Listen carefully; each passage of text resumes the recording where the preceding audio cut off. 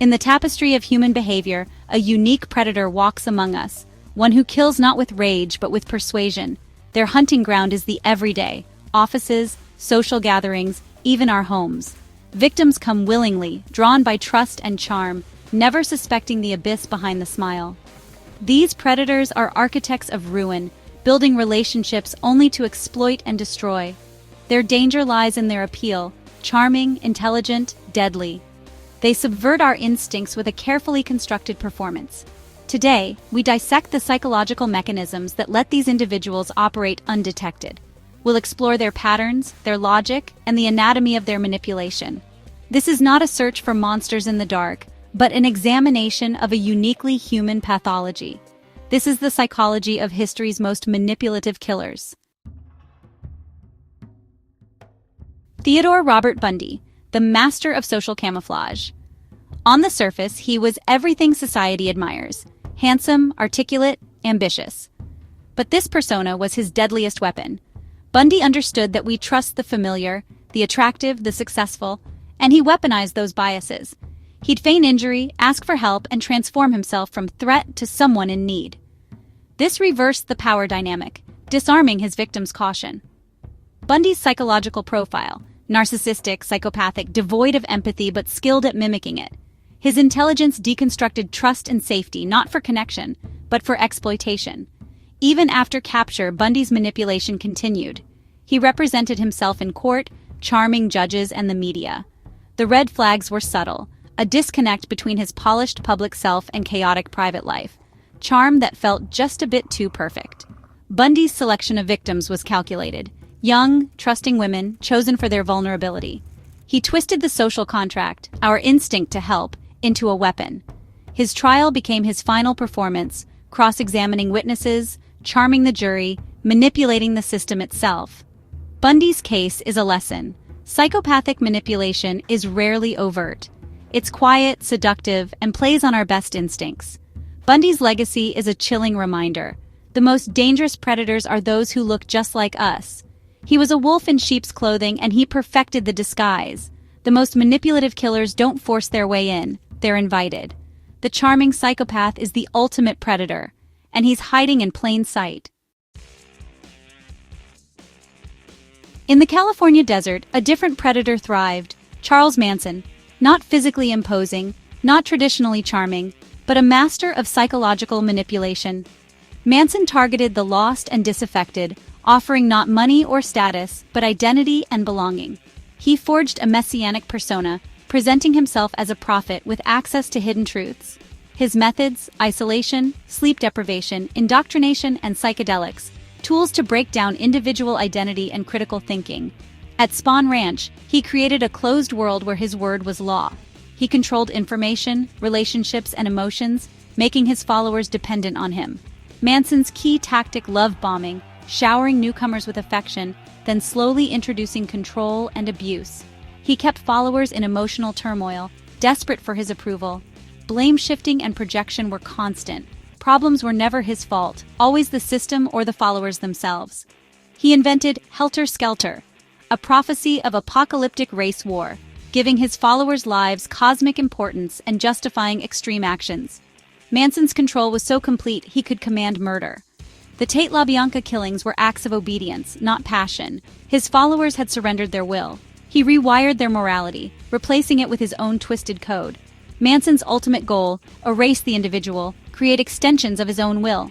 His legacy is the power of narrative. Told to the right audience, under the right conditions, people can be convinced of anything. He didn't need to pull the trigger. His ideas were embedded so deeply, his followers acted as his proxies. Manson's power was psychological puppeteering. The warning cult leaders don't need brute force. They need a story, a vulnerable audience, and total control over their environment. The red flags: isolation, love bombing, shifting blame, and a leader who becomes the sole source of truth. Manson's story is a blueprint for manipulation on a mass scale. The cult leader's weapon isn't violence, it's belief. The most dangerous predators can make others kill for them. Manson's legacy is a chilling lesson in the psychology of control. Beware the leader who offers identity in exchange for obedience. The cult leader's power is absolute, until the story unravels. Manson never needed to be present to kill. His followers did it for him. That's the ultimate manipulation. Now we travel to the late 19th century, to a predator who industrialized murder, H. Holmes. Holmes was not a charmer or a cult leader. He was an architect, a builder of death. His hunting ground, a hotel of his own design, a labyrinth of traps and secrets. Holmes's psychological profile, meticulous, organized, a con artist with profound psychopathy. He saw the chaos of Chicago as a resource pool, anonymous, transient, perfect for predation. Holmes began with financial manipulation, charming investors and suppliers, constantly shifting plans to keep his true intentions hidden. The murder castle was a physical manifestation of his mind, windowless rooms, secret passages, soundproof vaults, and hidden chutes. He controlled every aspect of his victim's environment, air, sound, even the layout of reality. His targets, women lured by promises, employees, and hotel guests drawn by the World's Fair. He preyed on the vulnerable, those unmoored from support networks. Holmes was a master of aliases and lies, constantly shifting identity to evade detection. His motivation, a blend of financial gain and a godlike sense of power. In his basement, he dissected bodies, selling skeletons to medical schools, turning human life into raw material. Holmes's control was environmental. Once victims entered his hotel, they were in his world. He didn't need to lure or indoctrinate, he simply needed them to cross the threshold. The hotel was a carnivorous plant, beautiful outside, deadly within. Holmes was the central nervous system, orchestrating every mechanism. His planning and execution were cold, detached, and almost unparalleled.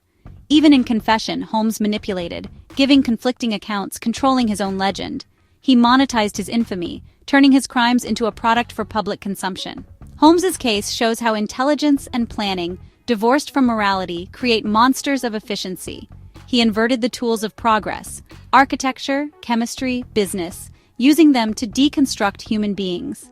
Holmes didn't just build a murder weapon, he lived inside it. The warning signs, pathological lying, shifting identities, and a world built to isolate and control. Holmes's story is a lesson in the dangers of unchecked intelligence and ambition. The architect of death thrived in the chaos of progress. His legacy, a blueprint for predation by design. The most dangerous predators build their own hunting grounds. Holmes's castle was a machine for murder. He was its engineer. The ultimate manipulator doesn't just control people, he controls reality itself. Holmes was the architect of death. What do these predators have in common? The blueprint is disturbingly consistent. First, superficial charm and the ability to mirror others. They're expert mimics, reflecting whatever personality will disarm you. This charm is a tool, not genuine warmth, often just a bit too perfect. Next, a grandiose sense of entitlement. They believe they're above the rules and others exist for their gratification. A profound lack of empathy is universal. They may fake emotion, but it's always a performance. This emotional void lets them inflict suffering without remorse. Pathological lying is another red flag. They create elaborate falsehoods from small lies to entire fake identities. Lying is their way of controlling the narrative and evading accountability. Manipulation starts long before violence. Con artistry, broken relationships, blame shifting. They isolate their targets, physically, socially, or emotionally, making them easier to control. Isolation is a key tactic. Separate the target from support, and resistance crumbles. They use pity as a weapon, crafting sob stories to exploit empathy and disarm suspicion. Boundary testing is constant. Small infractions escalate, eroding resistance over time. Each crossed boundary emboldens them, making the next violation easier. Watch for a stark contrast between public persona and private behavior. In public, they're charming. In private, controlling and cold. This duality is a major warning sign. The mask always slips eventually. The most dangerous predators weaponize our best instincts: trust, empathy, the desire to help. They don't look like threats. That's what makes them lethal. The red flags aren't loud, they're subtle, rehearsed, and quiet. Trust your intuition when something feels off. The blueprint is always there, if you know where to look. Manipulative killers thrive on our willingness to doubt ourselves. Their greatest trick is making us question our own instincts. The warning signs are subtle, but they're always present. Learn to recognize the performance that's too perfect. Question the story that feels rehearsed. Notice the slow erosion of your boundaries. The most dangerous predators are those who make us feel safe. The red flags are quiet, but they're always there. Awareness is the first line of defense. The blueprint of manipulation is written in silence. These predators don't act on impulse, they operate by design. They study, charm, and disarm, striking only when resistance is gone. They build trust only to demolish it for their own gain. Understanding their minds isn't morbid curiosity, it's vital pattern recognition. By learning their tactics and red flags, we arm ourselves with knowledge. Trust your intuition when a performance feels too perfect. The goal isn't paranoia, but perception, calibrating our threat detection for dangers that whisper, not roar. The true threat is often cloaked in normalcy. Understanding their psychology is protection. This is dark frame psychology.